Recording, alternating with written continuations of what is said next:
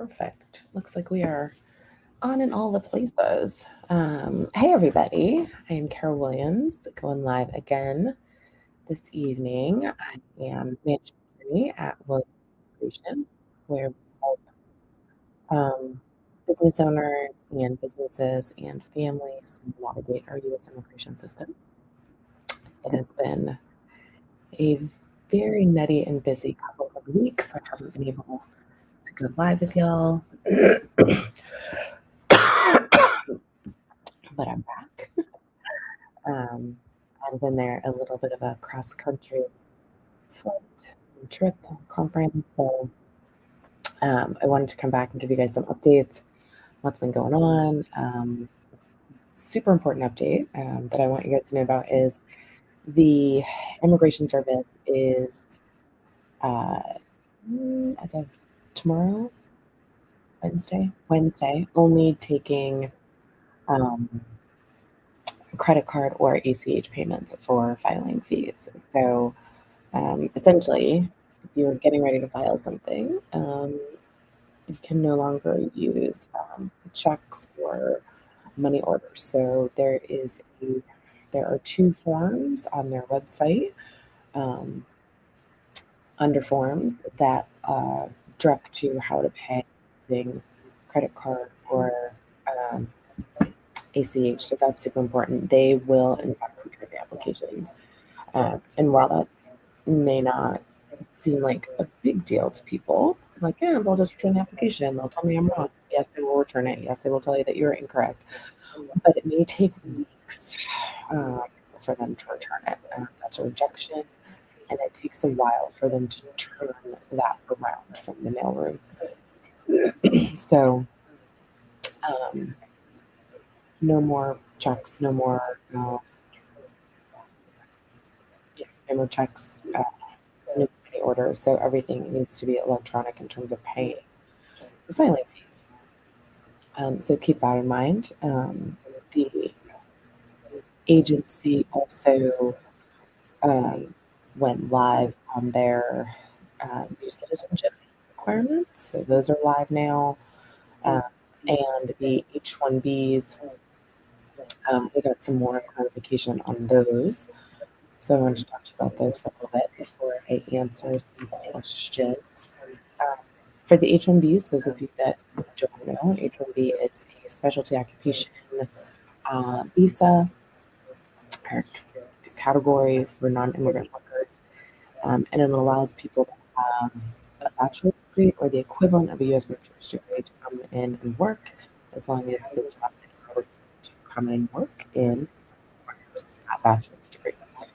So you've heard about the $100,000 fee that has now been attached to new H's. So USCIS issued some clarifications. So if you are in the U.S. when your H-1B is filed, the $100,000 fee does not attach to your application. If you are in the U.S. and you're filing an extension, an amendment, or a change of status, that $100,000 fee also does not apply. If you're in the U.S. and you file an extension, an amendment, or a change of status, and the Immigration Service finds that you are not eligible for that, they will approve the H-1B, meaning they will say, yes, you and the job meet the requirements, but you don't meet the requirements for an amendment, a change of status, or extension. They will essentially approve the application and not put a new I-94 card at the bottom of your approval notice, thus forcing you to leave the country to pick up a visa. When you leave the country, that is what triggers the requirement to pay the $100,000 fee in order for you to get it. So it's super important that you are someone who understands not only this $100,000 fee rule, but can help you strategize whether or not your company will be required to pay that $100,000. Something different about this particular filing fee, unlike the other filing fees, is that this filing fee needs to be paid before you file the application, because proof of payment of the $100,000 fee needs to be in the application. So if you are outside of the US, when an employer files your H-1B application, then the $100,000 fee thus far is required. So your employer is going to have to pay that $100,000 fee, then submit evidence that that fee is paid, in addition to the other H-1B filing fees. Because again, this new $100,000 filing fee is in addition to the filing fees that are already in place. So keep that in mind. If you are working with an employer, or if you want to work with an employer, and you're not quite sure how to strategize it, keep in mind that the $100,000 fee does not attach to all H-1B applications, only a subset of them, but that subset is an important subset if you are required to pay. So I wanted to make sure that you guys knew about that. And if you have any questions about H-1Bs, or I've been getting a lot of questions recently about National Interest Waiver, which is a employment-based green card application, you are welcome to either reach out here or an email, and we can, see if we can help you. So we've got some questions that are coming in. So we've got some questions that are coming in. And so happy to answer questions to the extent that I can. As a reminder, I am an immigration lawyer, and I'm not your immigration lawyer. So these are educational. If they become too specific or something that I can't answer, maybe my firm can handle, then I will absolutely let you know that. But I can't give you legal advice on social media, because that destroys your confidentiality. So let me see what else. Let's see what questions we have. Kind of went all the way back to TikTok. Let's see here.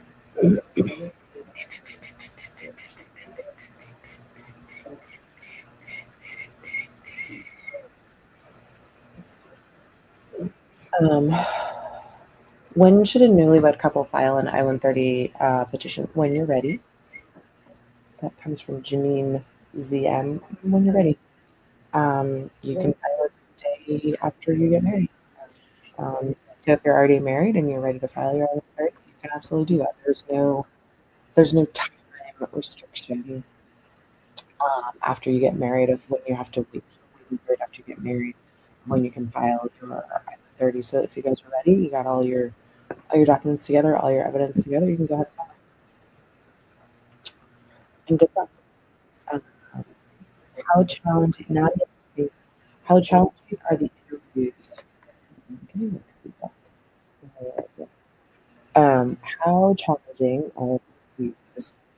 for island visas? I'm a U.S. citizen, but my husband is in Yemen.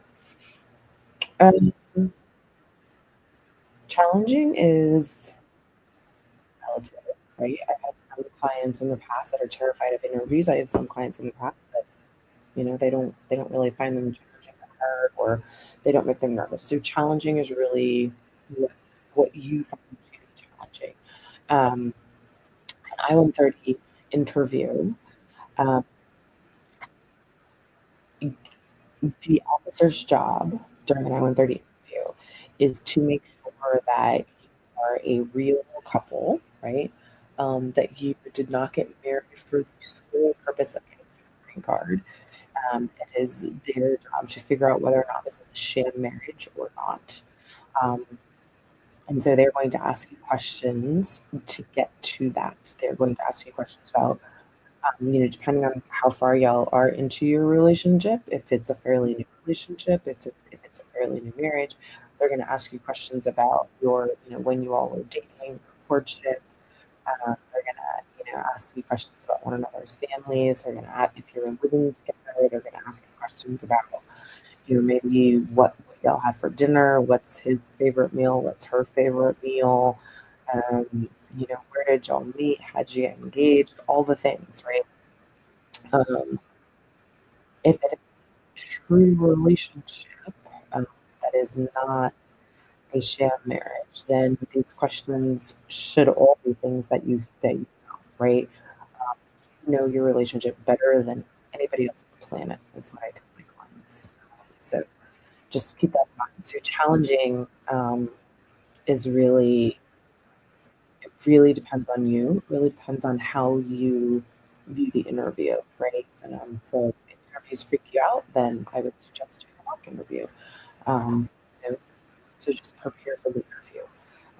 But yeah, so I think challenging is kind of relative. So I hope that's helpful.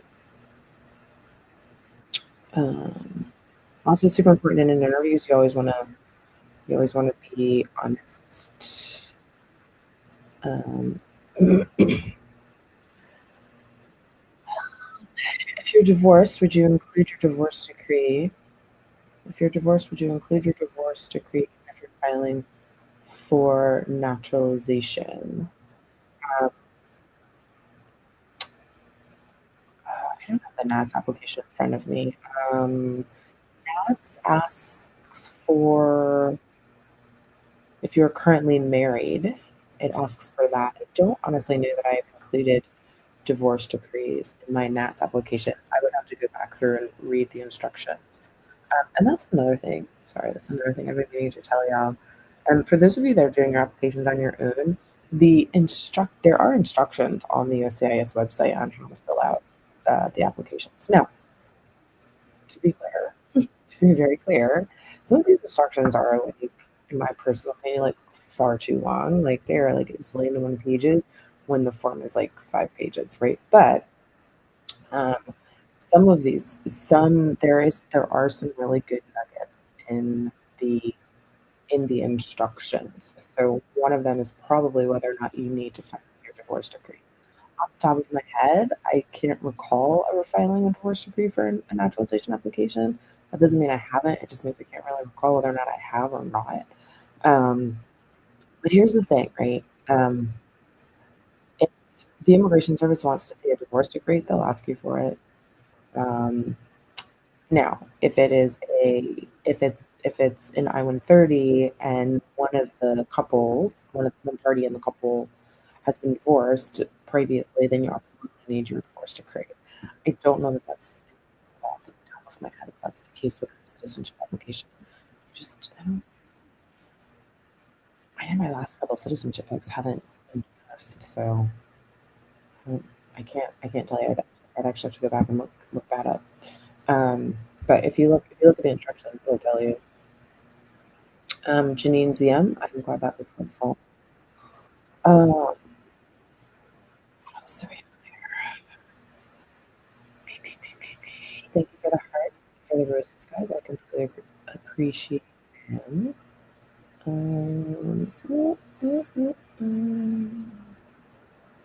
How can the I-45 be approved before the I-130? It's not.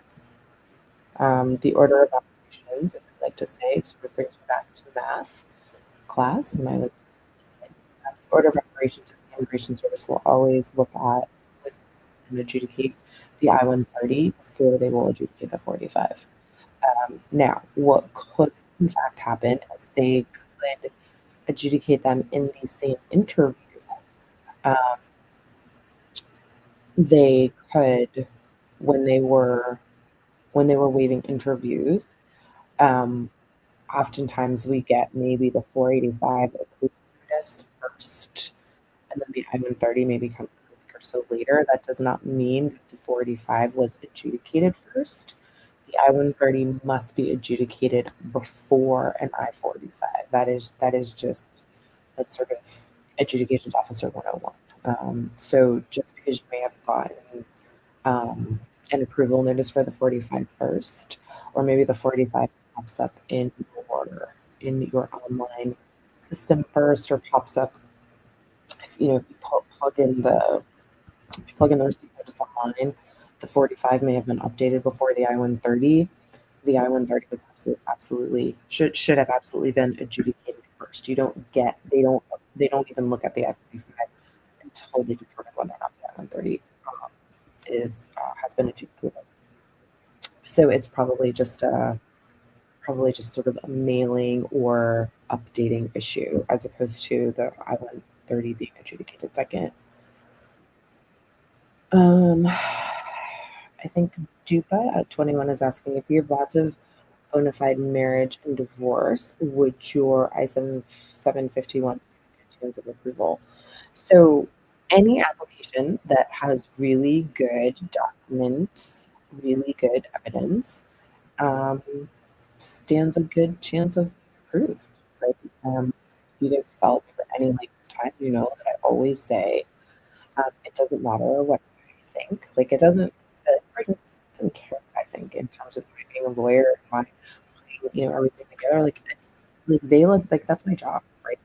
That's what I've chosen to do. It's my job to make you look like the best thing since sliced bread. However, if it's just me saying it, the immigration service doesn't care.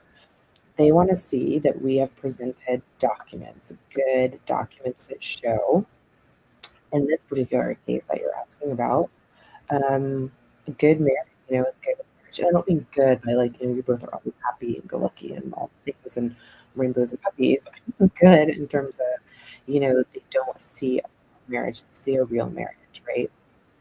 Um, I had a case once and the client gave me copies of their text messages. And there was this entire, it was actually very cute. They're a super cute couple. There's this entire back and forth about the grocery list and the type of ketchup and the type of mustard, right? You best believe I absolutely submitted that because if that is not the most mundane, everyday, boring thing that every single couple does, is talk about their grocery list and how one couple wants this, one person wants this brand, the other person wants this brand, but why do we need two brands of ketchup and blah blah blah? Like the whole I submitted all that, right? Because to me, that shows a real marriage. Like those are real life conversations that happen, right? So if you have, you know, real live documents of your relationship and your divorce, you've got your divorce decree, then submit that. Some, I listen. Marriage is not all rainbows and puppy dogs and flowers and all the things, right? So there are times when I will submit stuff that looks real boring, right? But sometimes everyday marriage is really just kind of everyday and boring, right? That's for some people, that's kind of the beauty of it, right?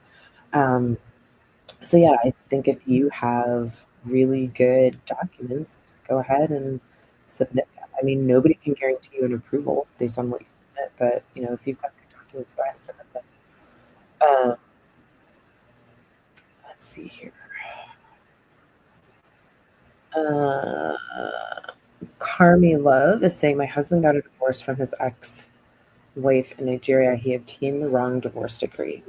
So I'm going to assume filed, going to further assume that the government has issued you a request for further evidence. It's super important.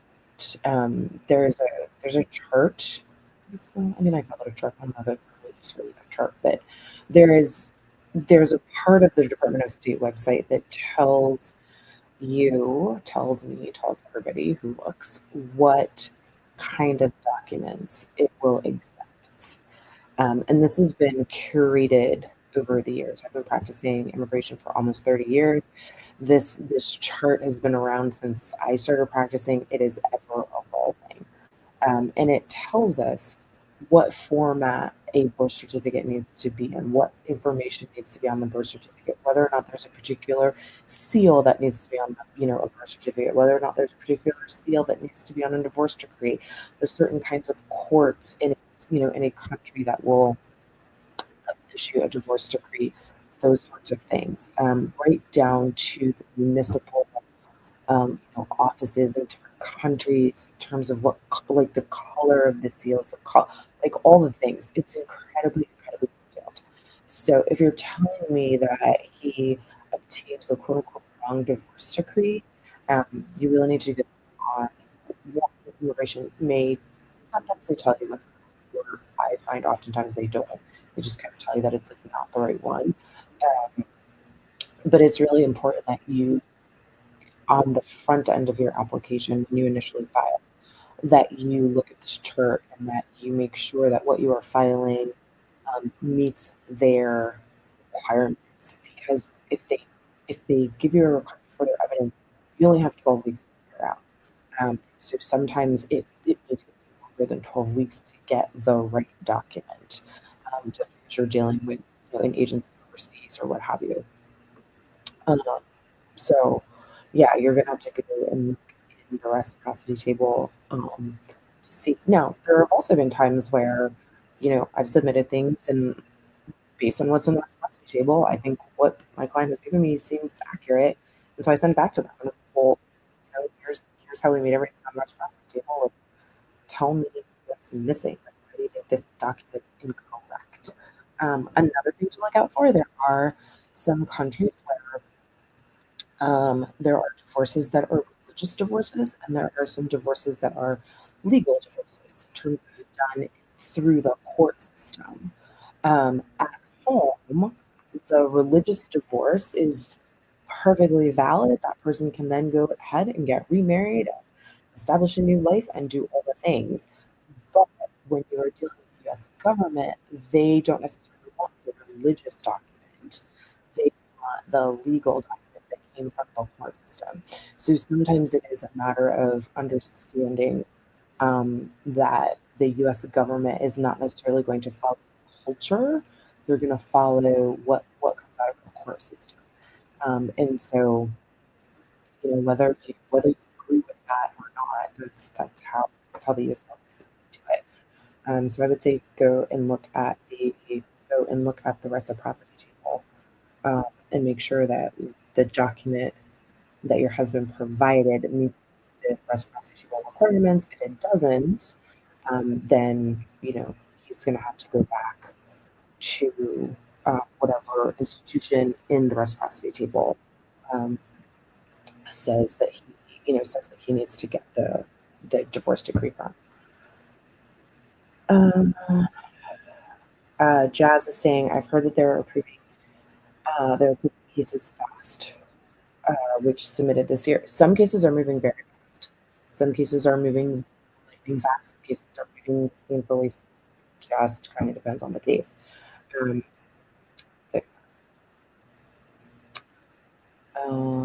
so, waiting for my receipt for 3 months for 45 by 2 visa. Um, that I don't handle two visas in my office. I seem to recall a couple colleagues I was chatting with recently um, saying that some of their receipts were taking a while. And I can't remember if it was T or U visas. So that doesn't necessarily surprise me that it's taking a while. There are some that are just taking a while. But again, that's not something I can sort of give you any sort of actual insight on based on my own practice. Um, let's see here.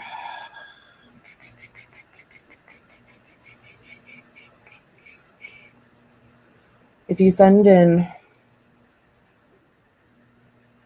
if you send in a work permit form, will that speed up the process? I don't know what you mean. Like, just if you apply for a work permit, will that speed up the process of, I'm assuming, a green card? No, it won't. It'll just wait in line, just like everybody else. Someone's saying I like your glasses. Thank you. I've had these forever, and I probably should be wearing my new prescription, but shh, I'm not gonna talk about it.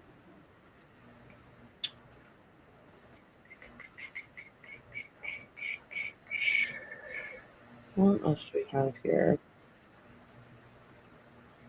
Do I know if DACA renewals are being denied at higher rates right now? I don't know. I don't have any sort of info on whether, on the denial rates. Unfortunately. Can you talk about a home visit? Yeah. So home visits, I'm assuming we're talking about for green card applications, for marriage-based green card applications. Home visits have been a thing for a minute. This seen a lot sort of in the media, home visits, but home visits, they've been able to do home visits now for quite some time. A home visit is kind of exactly what it sounds like. They come out of nowhere, and they're guys. They're not like, hey, we're going to visit your home on the 3rd at 3 p.m. No, that's not what a home visit is out of the blue. Someone knocking on your door and themselves as, being part of the U.S. government or a contractor for the U.S. government, and they want to come out and look around and see what's happening. Um, the home visits are designed similar to the interviews, designed to see if this is a real relationship. Uh, One of the things that immigration likes to see is that folks are living together, right? Let me say, you do not have to be living together in order to get your green card approved. I'll say that again. You do not have to be living together for your green card to be approved.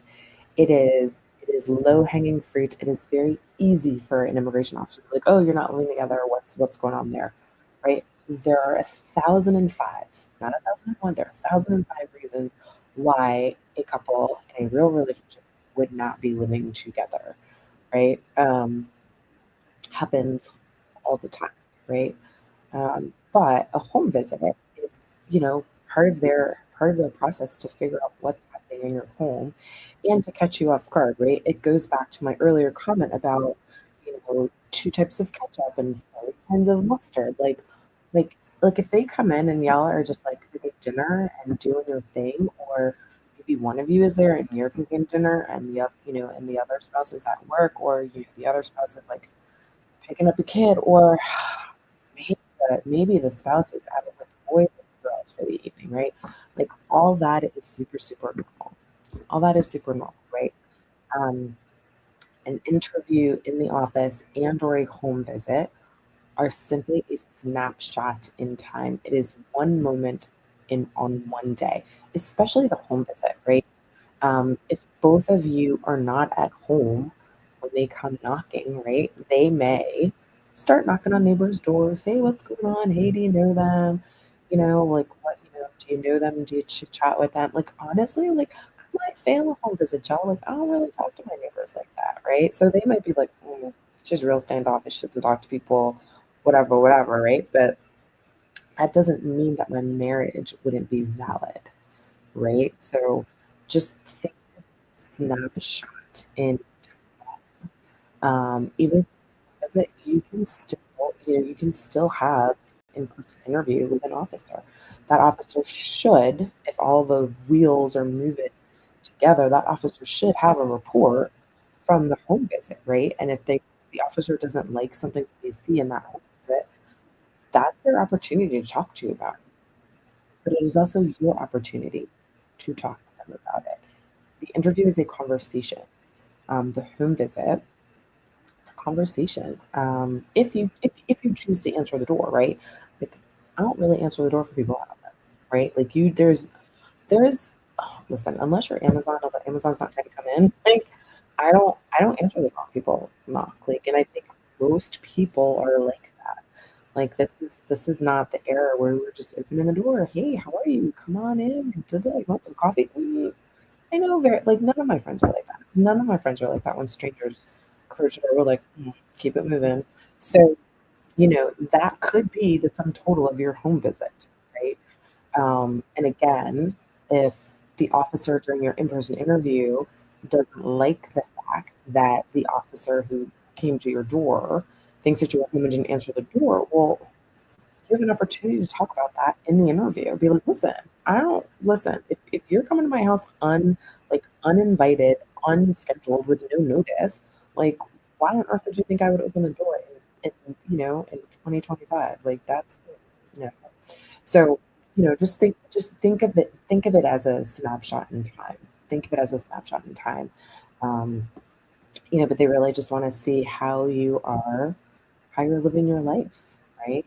And I get it. Some people find that to be very, very invasive, and I get that. But it is for some folks, it's just going to be part of the process. It's just going to be part of the process. But again, it's a snapshot in time.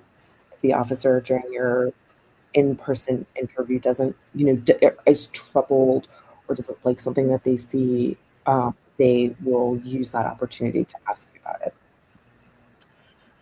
So just, keep that in mind. Um,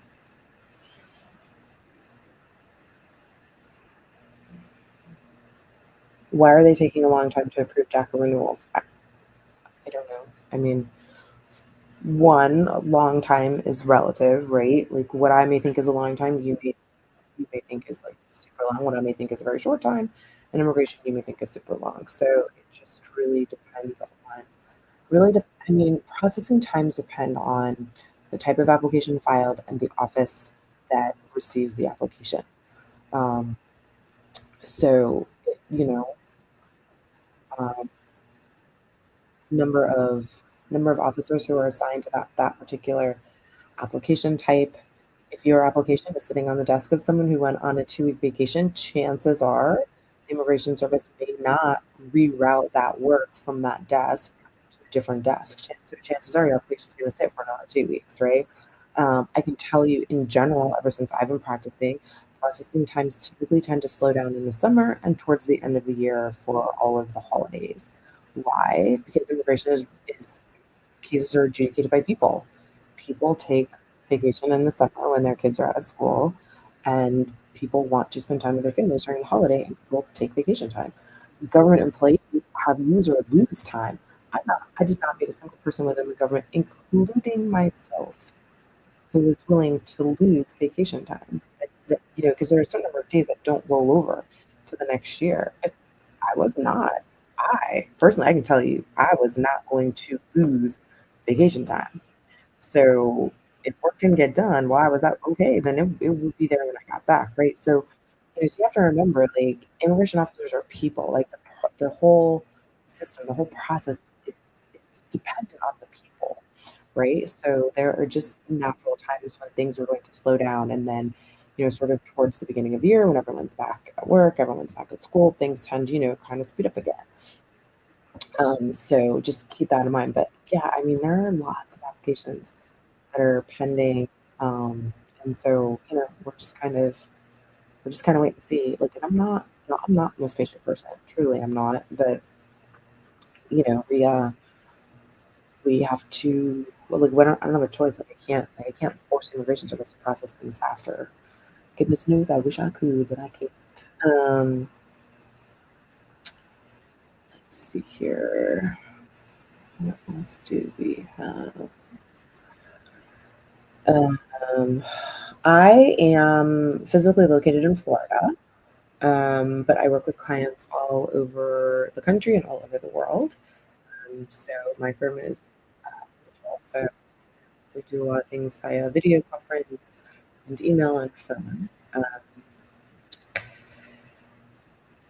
Mina, I'm not sure if I'm pronounced. So that was for you, Abby, where I'm located. Mina, I think I'm not. I'm probably not pronouncing it right. Mina O says, "I love how you make things sound so simple." Thank you. It's not. I mean, immigration's not simple. It's very complex, but um, because I've been doing it for almost 30 years, my job, I was just having this conversation with someone earlier today, right? Like, my job is to stay very even, very steady for my clients.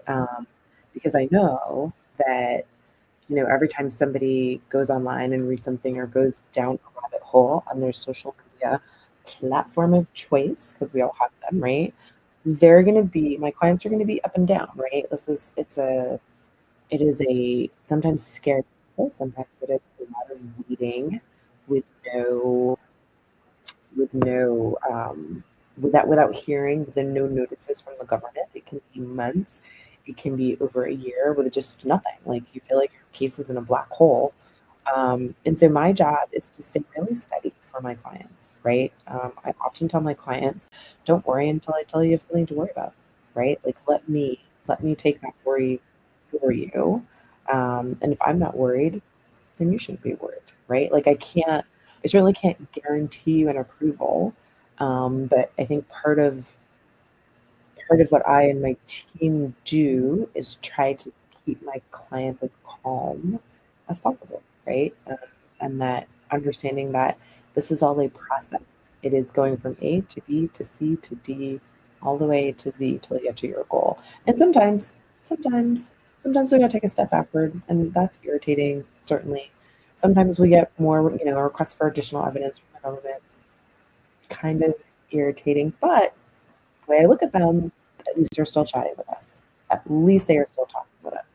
I will take a request for further evidence over a denial any day of the week, right? Because a request for further evidence means you're talking to us. So I think it's how I, over the years, have just come to look at the process and that it is a process. Sometimes I don't like the process. Sometimes I think the process takes too long, but it is a process. And it's just a matter of going, taking it step by step and helping my clients understand that it's a process and that, that we're there for them each step of the way. Um, my ex voted on a green card in a presidential election. Is this thing taken seriously? Very seriously. It is taken very seriously. So uh, only U.S. citizens are allowed to vote. And so when you vote and you are not a U.S. citizen, the Immigration Service, federal government, deems that individual to have essentially said that they are a U.S. citizen. By voting, they claimed to be a U.S. citizen. That is a very serious offense. So yes, it is taken very seriously. During the last presidential election, two presidential elections ago, I can't remember. Is either this? I think it was two elections ago. I believe. I think it was two elections ago. There were a group of folks that were had voted, excuse me, when they were not U.S. citizens, and they were brought up on federal charges. So it is a very serious offense.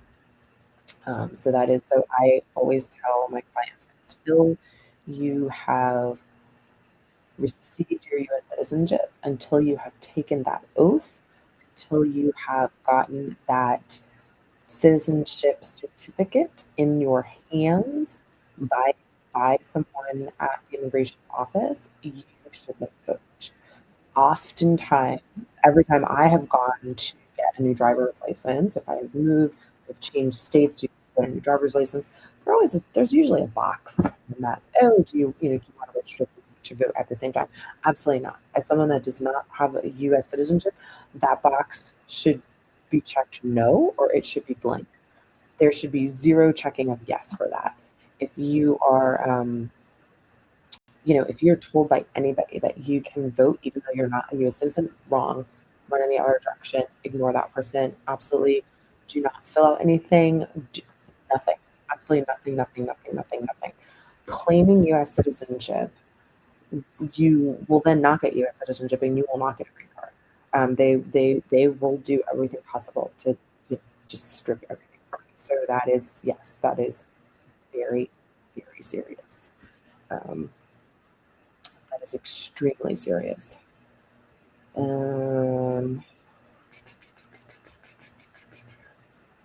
Let's see here. We have,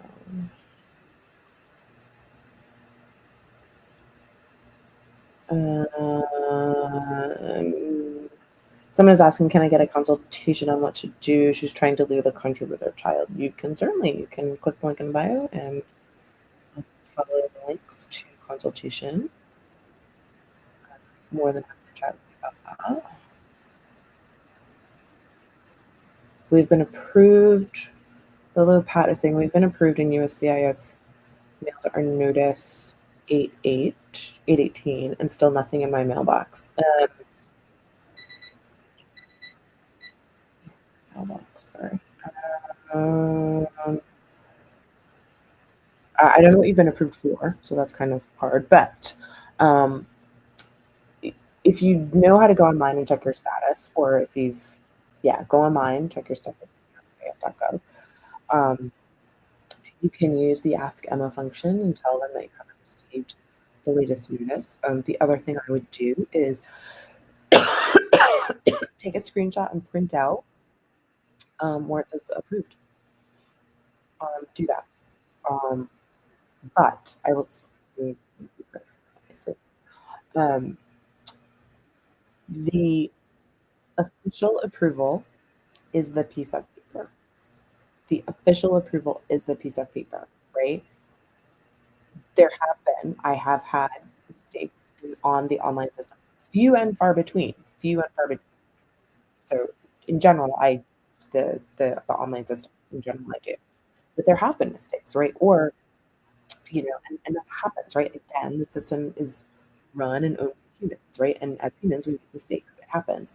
But if you haven't got the actual notice, go online and say, hey, I haven't got my notice. Can y'all resend this to me? Right? It happens.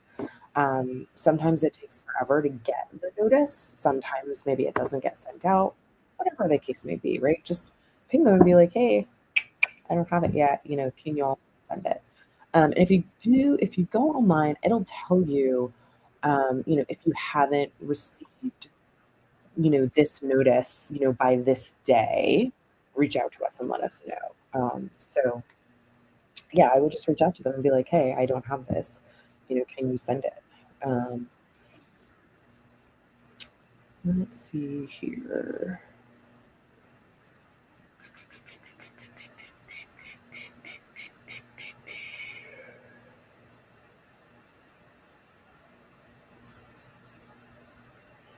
I've been to my marriage green card interview over 381 days, and I haven't heard anything since. Um, that to me seems like a very and it's super rare that I say that when y'all, ask me questions. That to me seems like a long time. Um, without seeing what was in the application, I can't tell you, um, what I see. I can't tell you if, I think X is the issue or I think Y might be the issue. Um, but if you've had your interview, your marriage-based green card interview, and it's been over 381 days, I would book a consultation with a lawyer and ask them what your options might be. You may want to push them. You may what's going on to get more information. You may want to explore avenues of going to federal court and ask the federal court judge to ask the immigration service to make a decision. And to be clear, um, when you go to federal court, the federal court judge does not tell or inform the immigration service how to rule. They tell the immigration service to make a decision. They do not tell them what decision to make. So very important distinction that I think a lot of people maybe don't understand when they reach out to us as lawyers. They're like, I want to go to a federal court. I want that judge to tell the immigration service exactly what to do to prove my case. A federal judge is not going to do that. It's not a federal judge's role. Federal judge's role is to ask the immigration service, you've been working for 8 years. What's happening here, right? And then usually service will be like, oh, look at that. We can now get this case adjudicated. But make no mistake about it, you may not like the decision that comes out at the USCIS, but you will get a decision, which I think is helpful to know something rather than this sort of nothing limbo black hole land. So I would recommend that you schedule a consultation with an immigration attorney, um, and show them what you filed, what happened at your interview, have a full consultation and see what they can tell you. If you'd like that to be my office, that's totally fine. You can click the link in the bio, make that happen. If you want to talk to another immigration attorney, that's fine too. But I think over 300 some odd days is might be a little bit too long on its face. What else do we have?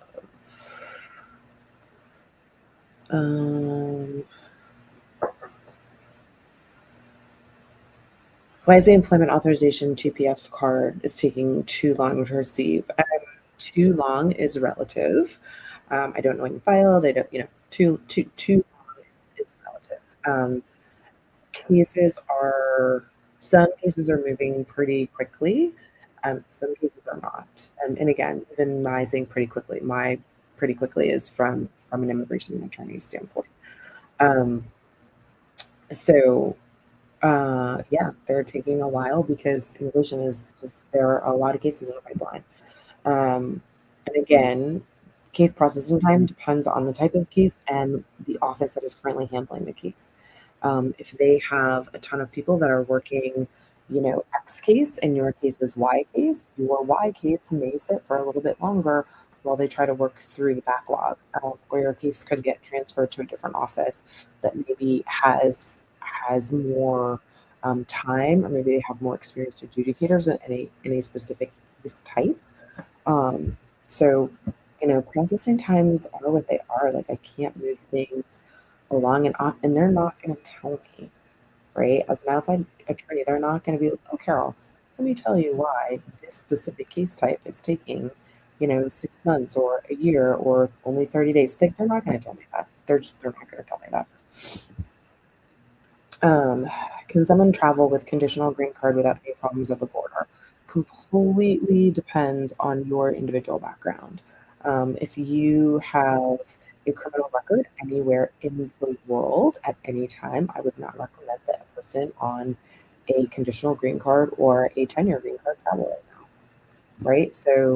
Um, so I don't know if I would say I would not make a blanket statement that somebody with a conditional green card can travel without any problems at the border. That's a very specific conversation that needs to be had with your individual circumstances taken into consideration.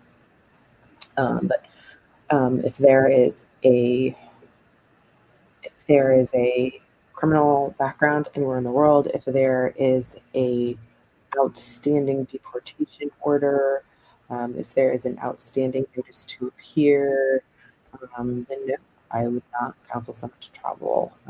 We would have them come in, we talk about their individual circumstance, and see what is the best strategy. But I can't tell you as a blanket rule that anybody with a conditional green card can travel. I can't tell you that.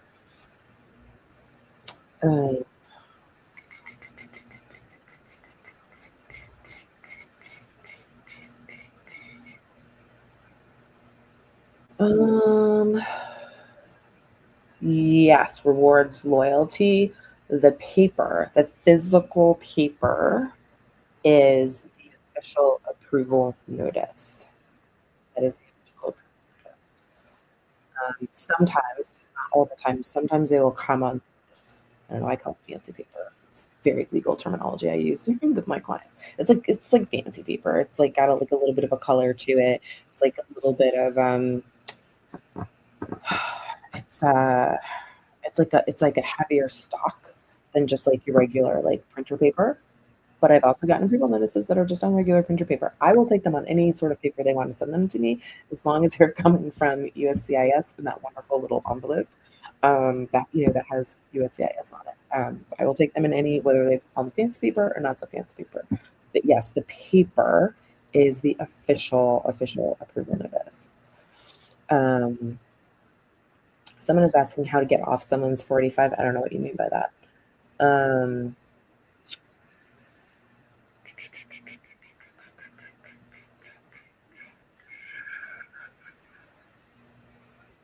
um, I don't know this. There must be part of a question above this, but someone is saying my lawyer is saying I should just wait. I don't know what the actual question is, but if you have a lawyer, then I would recommend that you. Let me just say this. If your lawyer is saying wait, and again, I don't know what the question is, what the circumstance is, but if you are looking for another lawyer to give you advice, that is very hard for me as a second lawyer here, just on social media, to tell you what to do. I cannot tell you what to do because I don't know all of the facts. Your lawyer has all the facts. Your lawyer has all the facts, all the documents, all the paperwork, all the things. I don't have anything, right? Um, so again, I always counsel people when they come to me because they don't like their lawyer and they want a second opinion. I totally understand wanting a second opinion. I have no problem with that. If you come to me for a second opinion, if someone schedules a consultation with me for a second opinion, I will always tell them to go back to their current lawyer and have a conversation, ask more questions.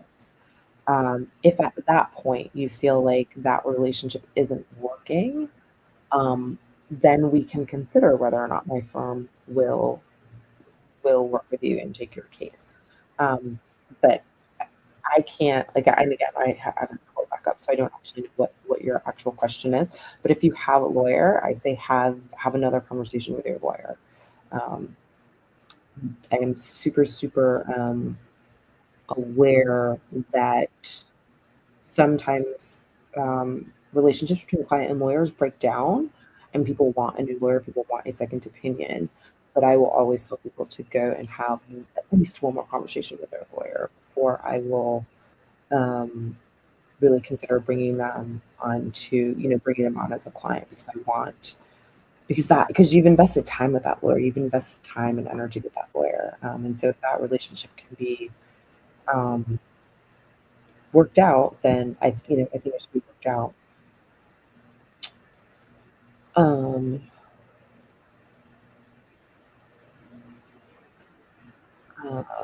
when fiance comes to the US, it scrolled all the way down on me. All right, man, that was a good question too. I don't know if I get it right. Okay. When the fiance comes to the US, should the fiance start with her social security number and then the court wedding? So you have 90 days to get married. Um, you have 90 days to get married. So the social security number generally is not going to come until you work authorization. So work authorization comes when you file for your adjustment. So I would focus on the wedding first because you have 90 days. Um, so that is sort of my order of operations. I would focus on that wedding for someone that came in on a K1.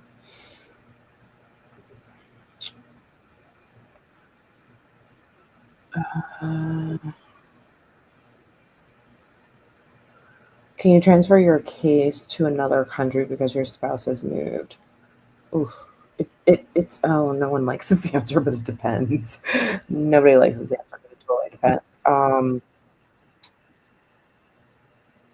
I'm assuming it's a green card case. It completely depends.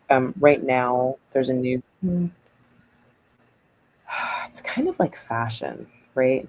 Nobody likes when I say this, but it's kind of like fashion, right? So it used to be when I started practicing that everybody had to process at their home consulate or their country of last legal residence. And so then we moved into this period where you could just kind of do what you wanted to do and blah blah blah. And you could go to this country, go to that country, and there were a lot of reasons for that change. There were a lot of like valid reasons for that change. Well, now the current administration has really moved back to this whole vintage situation. Like what was old is now new again, right? And so we're back to a situation where you really can only process your cases at your home country or your country of last legal residence. So if you are changing residences, it will completely depend on whether or not that consulate will accept the case. Um, and so I don't know if consulates now have some sort of like internal barometer as to whether or not they're going to say, well, we'll only accept the case if you have been living here lawfully for 6 months or two. I don't know. I have not had a case where I've had to sort of test that.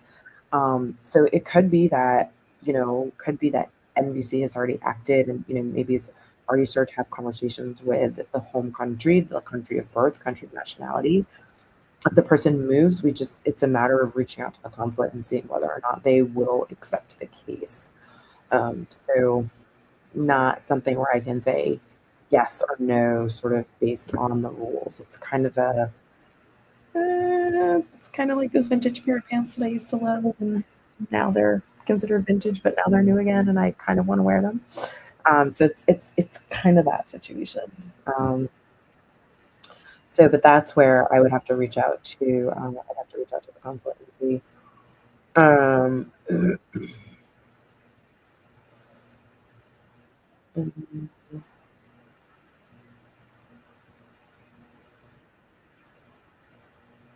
let's see here.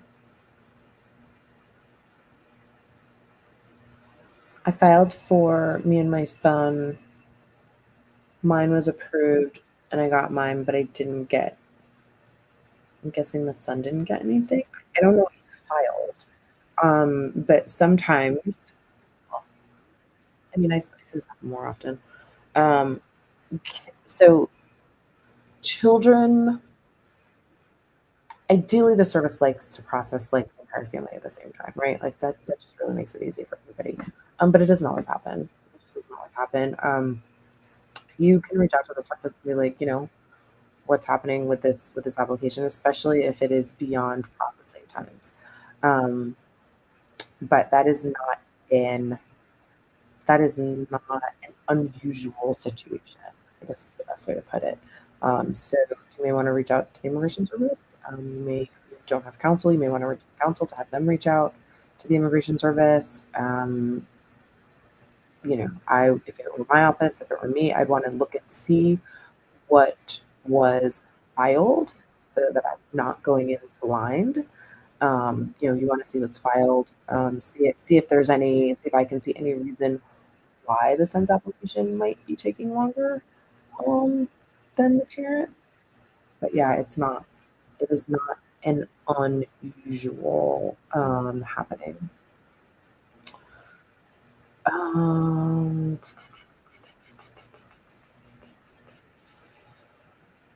this is a question I get. Documents and affidavits. Mrs. H is saying documents and affidavits were approved or were accepted / approved back in July for marriage visa. How long to wait for the review? I'm assuming we're talking through NBC. Depends, which again, nobody likes that answer. There is no there is no strict time frame from when your case is documentarily qualified to when you will get to when an interview will be scheduled.